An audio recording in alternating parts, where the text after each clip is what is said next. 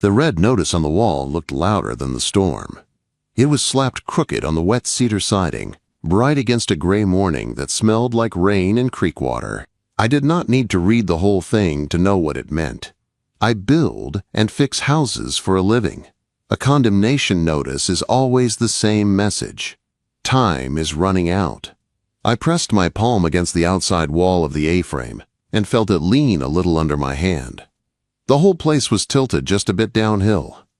The ridge beam felt soft in the wrong spots. The ground under the posts was half mud, half water. The creek below had been eating at the bank for years. "I have 30 days, the woman said behind me. Her voice did not shake, but I could hear the strain under the words. The kind of tight control people get when they refuse to let fear show. I turned around. Matilda Blackwood stood on the porch in thick socks and boots, arms folded over a heavy gray cardigan. She was not looking at the red paper. She was staring out toward the tree line like she expected a truck to come rolling through the woods and take the place right off the hill. 30 days to keep this from sliding into the creek, I said. 30 days before they say it is unsafe and push me out, she answered. I looked back at the house. It was a beautiful mess. An old A-frame, big glass windows, long roof, ivy crawling up the sides. She called it the kiln later because of the shape, but right then it just looked like a home that did not want to give up. If the rain eases up, I can brace it in 20, I said. I can jack the posts and tie in new support, but the council is not going to like it. They want this land for that new road. Councilman Bain wants this land, she said, sharp now. Her eyes finally met mine. They were the color of river stones after rain. He called the inspector himself. That sticker was on my door before sunrise. He keeps saying my divorce settlement makes me temporary.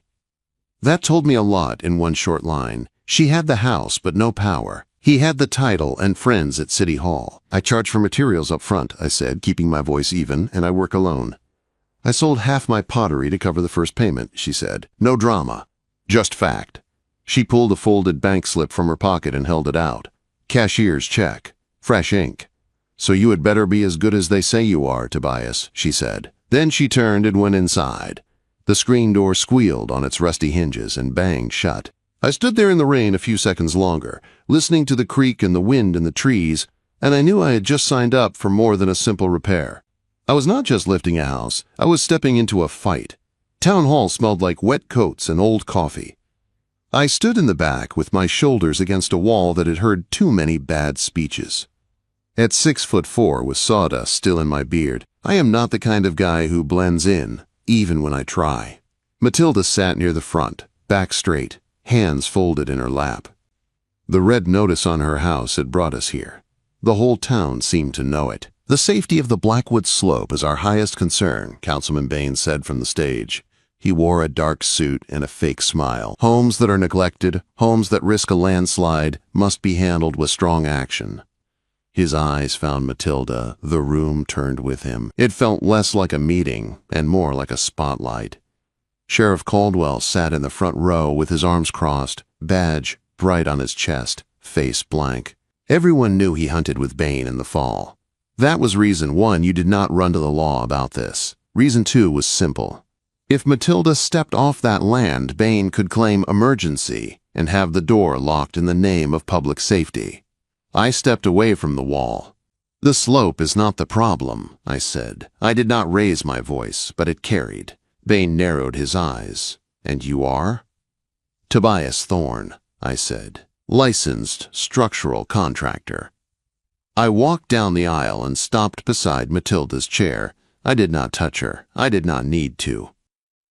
Just standing there put me between her and the man on the stage. I checked the property this morning, I said. The house is hurt, but the hill is not the main issue. The new road work changed the way the water runs. The runoff is hitting right under her posts. I can show it on the county drainage maps. A low murmur moved through the room. Bain's smile got tighter. You have until the next inspection, Mr. Thorne, he said. The friendly tone slipped. One failed check. Then I condemn the lot with the inspector, and I have your license reviewed. There it was, the threat. Matilda stood up beside me. She barely reached my shoulder, but she held herself like someone who refused to bend for any man in that room. We walked out together. The big wooden doors closed behind us with a heavy sound. Outside, the rain had dropped to a light mist. Matilda stopped on the sidewalk and looked up at me. "Why did you do that?" she asked. "Because he was lying," I said. "I fight my own battles, Tobias." "I know," I said. I checked my watch. "You hired me to fix a foundation. The mud and the politics come with it. I start tomorrow at dawn. The forecast says we get a small dry window I have to use every hour." She looked down at the wet concrete, like she was searching for another option written there. "I have not let anyone in that house for 2 years," she said. "Not since before." She did not finish the sentence. She did not have to. I heard everything in the way she said the number. "I do not need to come inside," I said. I kept my tone steady and simple. "I can start from the outside. I will jack the perimeter first." Her shoulders eased, just a little. "Okay," she said softly. "Okay." The first 3 days were a fight. I parked my old camper in her driveway so I could start at first light and work until dark. Daylight felt like money. I could not waste it. The A-frame sat on a slope of loose rock and wet clay, like a cup balanced on 2 fingers. I dug, hauled, set up heavy jacks, and checked each post twice. I went to sleep with mud in my hair and woke up with my muscles already sore. On day 4, I was under the north deck, ankle-deep in cold muck, pushing a 20-ton jack into place, when I heard her voice. "Tobias!" I jerked my head up. A beam met my shoulder. Pain flashed down my arm. I grunted and bit it back. Matilda leaned over the rail above me. Her face was tense. "The kitchen floor," she called. "It is buckling." I crawled out from under the deck, wiped mud from my mouth, and took the stairs 2 at a time. The back door stood open. For the first time, I stepped all the way into her house. The kitchen was warm and smelled like clay and tea. Shelves held jars and brushes. A table near the window carried half-finished mugs and bowls. But the floor in the center of the room had pushed up into a sharp ridge, like a spine under thin skin. A main joist was failing. "Do not move," I said. Matilda stood by the sink, a half-formed vase in her hands. Her eyes were wide, but they stayed fixed on me, like she was waiting for clear instructions. I dropped to my knees and pressed my ear to the floor. The wood creaked under my cheek, long and low. The house was settling faster than it should. "I have to brace this now," I said. "I need 4x4s. They're in my truck." Her fingers tightened on the clay. "Tell me where," she said. "In the bed," I answered. "Cedar posts. Can you drag one in?" She set the vase down with care and ran. I pressed my palm on the raised ridge and put my weight into it. The floor groaned, fighting me. I could feel it wanting to snap. Matilda came back, pulling a post across the threshold with both hands, breath short from effort. "Here," she said. "Good," I said. "Slide it in." Right there. We moved fast. Wood in place. Hammer blows. Pressure shifted. The sound under the floor changed from a long, angry creak to a softer sigh. The ridge settled. I sat back on my heels, chest heaving. My hands were covered in mud and sawdust, and now they were on her clean floor. "I tracked dirt in," I said. "You stopped it," she answered. Her eyes moved from the brace to my face like she was seeing me new. "Temporary fix," I said. "I will replace the joist and the floor later." "But I need to be inside to do that, Matilda. I cannot fix this from the outside anymore." She folded her arms over her chest. It was not teasing. It was like she was trying to hold herself together. 2 years, she whispered, staring at the marks my boots had left. "I have not let anyone in for 2 years. I did not move closer. I did not joke. I did not tell her it was nothing. It was not nothing." "Then start again with a tea," I said. She blinked.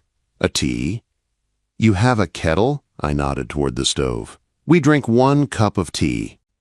Then I get my saw. For the first time since I met her, the corner of her mouth lifted into something that almost looked like a smile.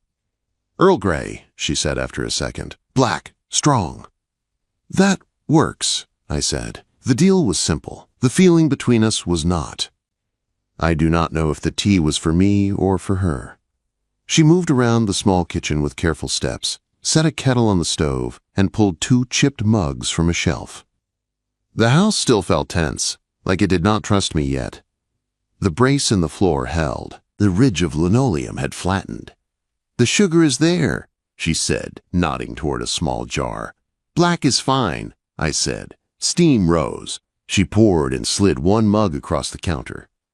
We stood on opposite sides, both of us still in work boots, as if we were afraid to pretend this was normal. We drank in silence for the first few minutes. You live in that camper? She asked. When the job needs it, I said. Saves daylight. You are not from here. No, I said. Grew up 2 towns over, left. Came back when the work dried up in the city. She stared at the steam rising from her cup. I grew up in that loft, she said, tipping her head toward the stairs. My parents built this A-frame by hand. Everyone said it was stupid to build so close to the creek. They built it anyway. My father died. My mother sold half the land. I got the rest in the divorce. She lifted her eyes to mine. I am tired of men telling me I should not have what is already mine. I held her gaze. Then let me give you time to keep it, I said. The tea cooled. She set her mug down. Okay, she said. You can work inside. The next days were saws and dust and small changes. I tore up the damaged floor in the kitchen while she worked in the loft studio above. I heard the soft thump of her feet, the squeak of her potter's wheel, the tap of tools. The smell of cut wood mixed with the smell of clay and sage. Rain came hard for 5 days in a row. The yard turned into a slick mess of mud and standing water. The creek rose and hissed at the edge of the property. On the 6th morning, the sky finally broke open to a pale blue. Sunlight came through the kitchen window like it was new. I stepped up onto the porch in a plain gray t-shirt, tool belt low on my hips, hands clean because I had washed them before touching her door. The screen door opened before I knocked. Matilda stood there in a soft peach lounge dress and that same heavy cardigan. Her dark hair was down around her shoulders. Her feet were bare on the old wood. You are up early, she said. You have 15 days left on that notice, I said. Early is my only choice. She held up a white mug. Steam curled in the cool air. Earl Grey, she said, if you want it. I stayed on the mat, only if you are sure, I said. Her mouth curved into a small, steady smile. She leaned her shoulder against the doorframe like she had decided the house belonged to her again. I am sure, she said. I stepped forward and took the mug with both hands. Her fingers brushed my knuckles. The touch was light, but it was not an accident.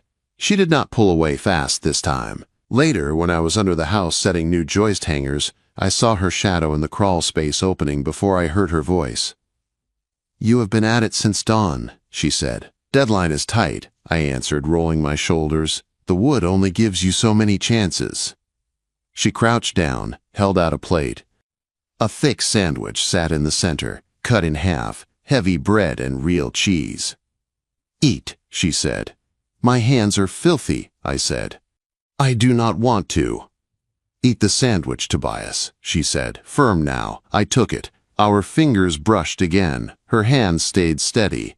Vane drove by, she added. Let him drive, I said around the first bite. He can watch from the road all he wants.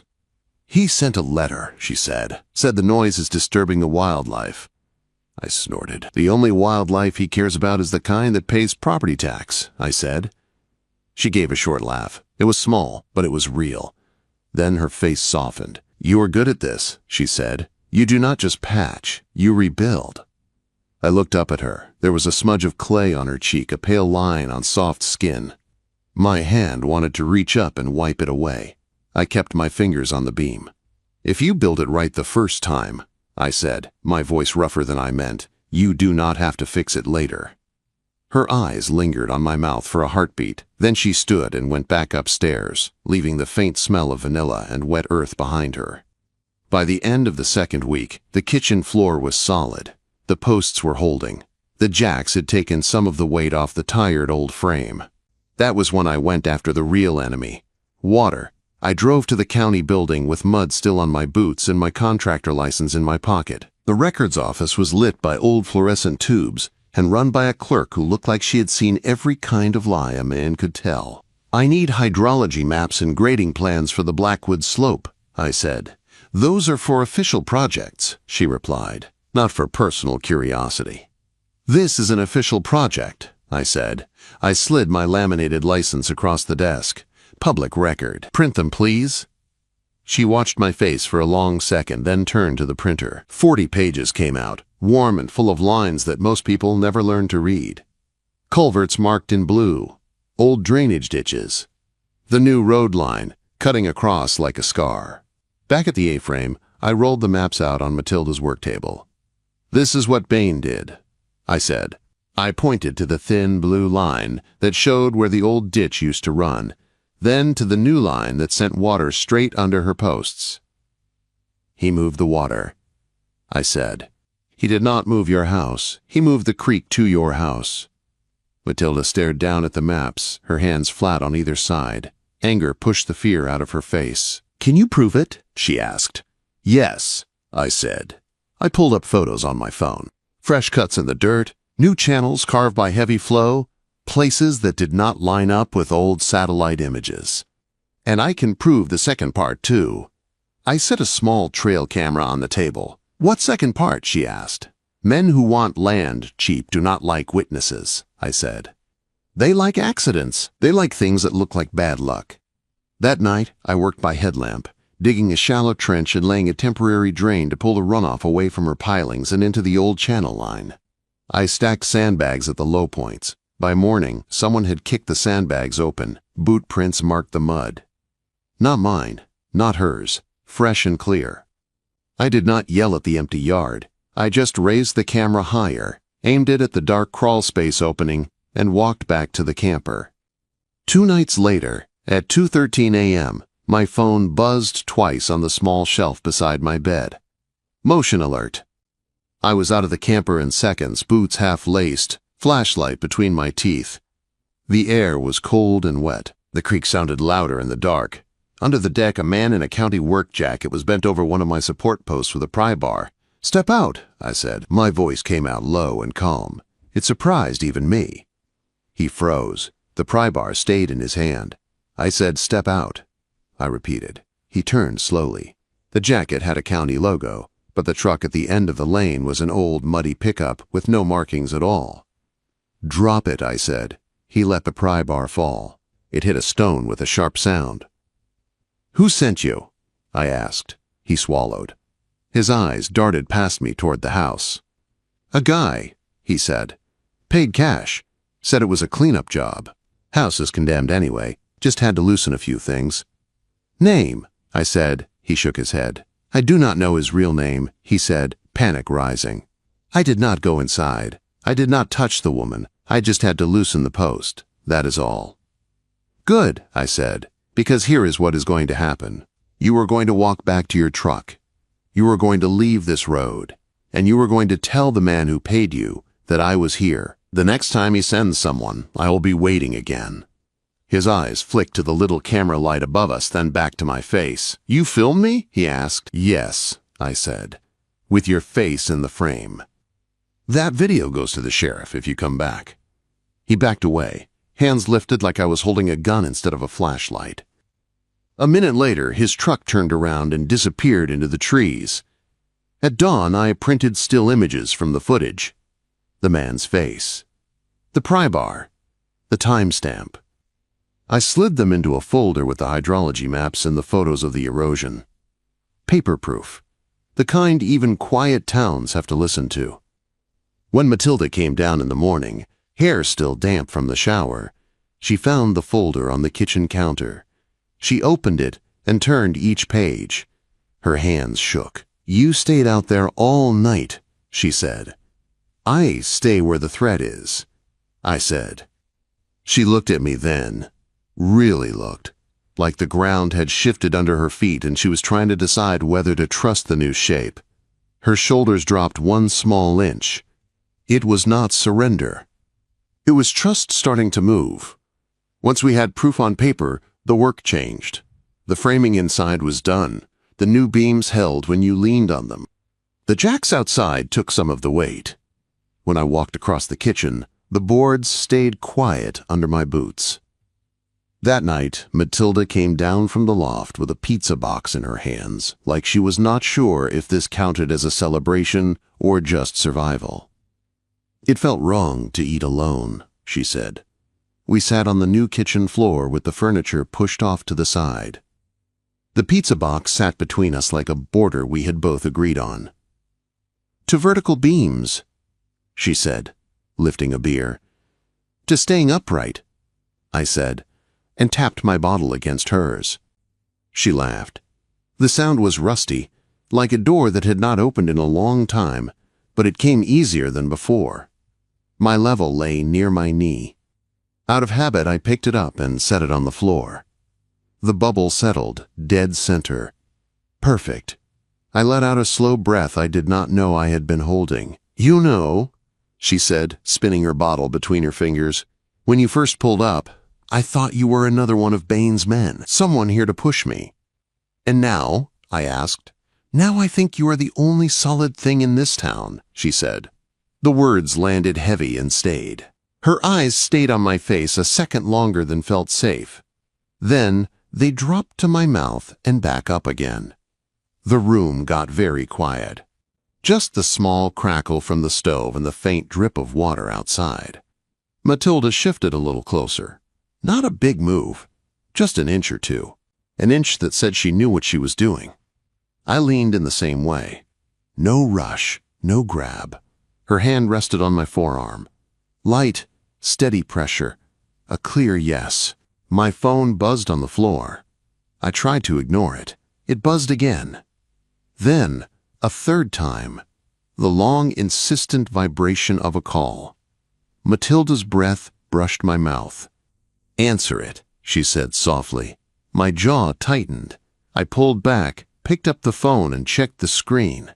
It was my foreman, Elias, from another job I had him watching. "Tobias, you need to get to the site," he said as soon as I answered. His voice was tight. "The inspector is here. Sheriff, too. Anonymous complaint about unpermitted electrical work. They are saying the kiln is a hazard." "The panel is safe," I said. "I just replaced a bad connector." I documented it. "You are not a licensed electrician," Elias said. "If they want to twist it, Bain will. He is talking about shutting you down and pushing to have your license pulled." I looked at Matilda. She was watching my face. Fear moved across her eyes, then hardened into something else. "I am on my way," I said, and hung up. I grabbed the manila folder with the photos and maps and slid it into my jacket. "Bain is trying to make me look like the problem," I said. "If no one will hire me, no one will touch this house." Matilda stood up. "Then we do not let him," she said. The stop work order was wrapped around the permit box like a red bandage when I pulled up. Sheriff Caldwell stood there with the inspector, talking low. Bain stood just behind them, hands in his pockets, watching like he was already telling the story his way in his head. "You are working on a condemned structure," Caldwell said as I walked up. "You need to leave the site." "It is not condemned," I said. I held up my license. "And I have permits, and receipts, and photos." "The complaint is about electrical work," the inspector said. "Someone says you modified the system without calling a licensed electrician." "I have before and after photos of the damaged connector," I said. "And proof I replaced it with a safe part at the owner's request." "That is called fixing a problem, not making one." I pulled the pictures out of the folder and laid them on the metal permit box. The inspector took them and studied them. He did not look like a man who wanted a fight. He looked like a man who did not want to be used. Bain smiled. "We all want safety first," he said, smooth. "Good," I said. I opened the rest of the folder and slapped the maps and the printed camera still down. "Here is your safety." I pointed to the grading plan. "Here is where the road work moved the water straight under her posts." I slid the photo of the man under my deck toward Caldwell. His face, clear in my flashlight, stared up at us from the paper. And here is a man at my shore posts at 2 in the morning with a pry bar, I said. He said a guy paid him cash. Told him the house was condemned anyway. Caldwell's eyes flicked to Bain. The inspector's jaw tightened. "Where did you get this?" the sheriff asked. "From a camera on private land," I said, recording what looks a lot like an attempt to make a landslide happen on purpose. Matilda stepped up beside me. She did not hide behind me. She stood shoulder to shoulder. "I did not ask for special treatment," she said. "I asked for time to repair damage the town helped cause. Now I have a contractor and proof that someone is trying to undo his work at night." The inspector ran a tired hand over his face. "Temporary stop work stays in place while we review this," he said finally. "But emergency steps to protect the structure from weather are allowed. The drainage plan will be reviewed. If the road work caused the problem, we will correct it."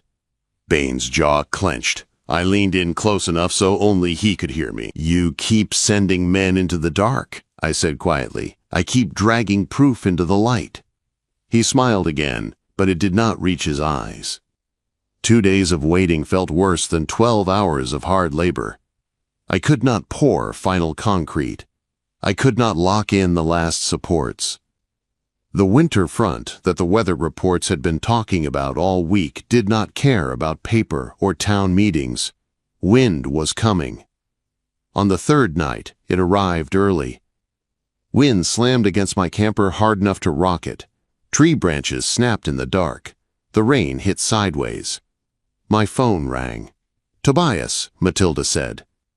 Her voice was calm, but I knew her well enough now to hear the strain underneath. "The power is out. I am hearing cracking near the roof." "I am coming," I said. "Stay inside. Stay away from the windows and the trees." The drive up her lane was a fight. The road was slick. The trees along the ravine bent and shook. The headlights cut through sheets of rain. Matilda was on the porch when I pulled in. Blanket around her shoulders, flashlight in one hand, beam pointed up. "There," she said. A huge branch from the redwood above the house was hanging over the ridge beam, barely still attached to the trunk. Every gust made it shift. If it broke free and fell straight down, it would smash through the roof and break the house's back. "I have to cut that loose," I said. "It is too dangerous," she said. "If I do not, the roof goes," I said. "If the roof goes, Bain gets exactly what he wants." Headlights washed over the yard. A county truck. The inspector's car behind it. Caldwell's cruiser behind that. Bain in the front seat, dry and watching. They rolled to a stop. Bain lowered his window. "Mr. Thorne," he called, "you are in violation of a stop work order. Step away from the house." The branch groaned. Wood fibers cracked. "He is trying to save my home," Matilda shouted back. She stepped off the porch into the wind and rain and walked straight toward Bain's car. "He is an unlicensed risk," Bain said. "Inspector, document this. Sheriff, you are my witness." Matilda planted her palm on the hood of the car. Water streamed down her hair and her face, but her hand did not move. "He fixed the foundation," she said, her voice clear. "He fixed the floor. He stopped my house from sliding. If you stop him now and that branch falls, I will show every map and every video. I will tell every person in this county you let my house break when you could have stopped it." The inspector looked at the branch, then at the roof line, then back at Bain. "If that hits, it is a total loss," he said, mostly to himself. "And we issued the stop work. That puts this on us. Let him cut it." Bain stared at him. The inspector stepped back. "Emergency hazard removal is allowed," he said to me. "Do it fast. Do it safe." I did not waste another second. I grabbed my climbing gear and the saw, clipped into the rope, and went up the trunk. The bark was wet. My hands slipped. My arms burned. The tree swayed in the wind. The branch above me creaked, like a warning. 30 feet. 40. I tied myself in, wrapped the line around the trunk, and started the saw. The sound buzzed in my bones. The branch shook with every cut. Below me, Matilda stood in the yard, flashlight pointed up, eyes locked on me. She did not go inside. She did not look away. I cut an undercut, then a back cut, careful with the angle. The limbs started to give. For one long moment, it hung there on the last strand of wood. Then it broke free. It swung away from the roof, just like I needed, and crashed into the ravine with a deep, violent thud that I felt in my stomach. The ridge beam stayed whole. I killed the saw, unhooked the rope, and came down slow, hands numb, legs shaking when my boots hit the mud. Matilda ran to me. She threw the blanket over my shoulders and grabbed the front of my shirt with both hands, pulling me in. Her forehead pressed against my chest. Her whole body shook, not from cold, but from the shock leaving. "That was reckless," she breathed. Her voice cracked. Then she tightened her grip. "And thank you." Behind us, Bain's tires spun in the mud as he pulled away. The inspector gave me one quick, tired nod and followed. Matilda did not let go until her breathing slowed. "Come inside," she said. "I am covered in mud and tree sap," I said, teeth starting to chatter now that the adrenaline was fading. "I do not care," she answered. "Come inside." The house did not creak when we crossed the threshold. It held. The power came back in a slow, stuttering way. For a while, the only light in the house came from the wood stove in the living room. Flames turned the A-frame walls gold. Rain softened from a roar to a steady hush against the roof I had just protected. Matilda handed me a pile of old sweats and a worn t-shirt she had dug out of a storage bin. "They might be a little short," she said. "They are dry," I said. "That is enough." When I came back from the small bathroom, my clothes hung over a chair near the stove to dry. She had added another log to the fire and set a kettle on top of the stove instead of the electric range. We sat on the floor near the heat, both of us barefoot now, both with blankets across our legs. The house felt different, not like a thing about to break, like something that had decided to stay standing. The kettle started to hiss. She poured the hot water into 2 mugs, dropped a tea bag into each, and handed one to me. The steam warmed my face. My fingers wrapped around the ceramic. "The inspector called after he left," she said. I looked up. "He cleared emergency work on the branch," she went on. "He said the drainage plan is under review. He also said he told Bain to stop using the stop work order as a toy." "That is something," I said. "It is more than I had yesterday," she said. We sat in silence for a while. The fire popped. The storm moved slowly east. My body started to relax in a way it had not in weeks. Matilda shifted closer, then paused, like she was giving herself one last chance to step back. She did not take it. "Tobias," she said. I turned my head. Her eyes were on mine, careful and clear. "I am not asking you to save me," she said. "I am asking you to stay." I held her gaze. I did not move toward her. I did not pull her in. I let the words sit there for a moment. "That is your choice," I said quietly. "If you tell me to leave when the job is done, I will. If you tell me to stay, I'm staying." Her lips trembled once, then steadied. She reached out and cupped my jaw with her palm. Her thumb brushed the rough stubble on my cheek.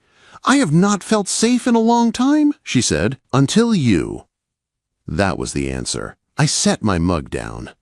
My hand moved to her waist, fingers careful, not gripping, just there.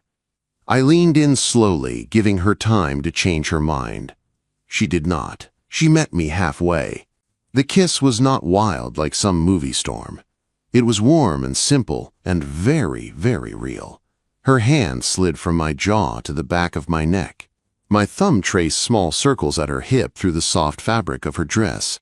When we pulled back, her forehead rested against mine.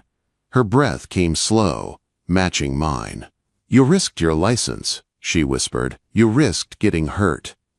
"Because I do not like men like Bain," I said. "And because you should not have to stand on a porch with a death notice on your door all by yourself." A tear gathered in the corner of her eye, bright in the firelight, but it did not fall. She blinked it away with a small, shaky laugh. "You sound like my father," she said. "He used to say houses tell the truth about the people who build them. Maybe that works both ways. Maybe, I said. We finished our tea, we added another log to the fire.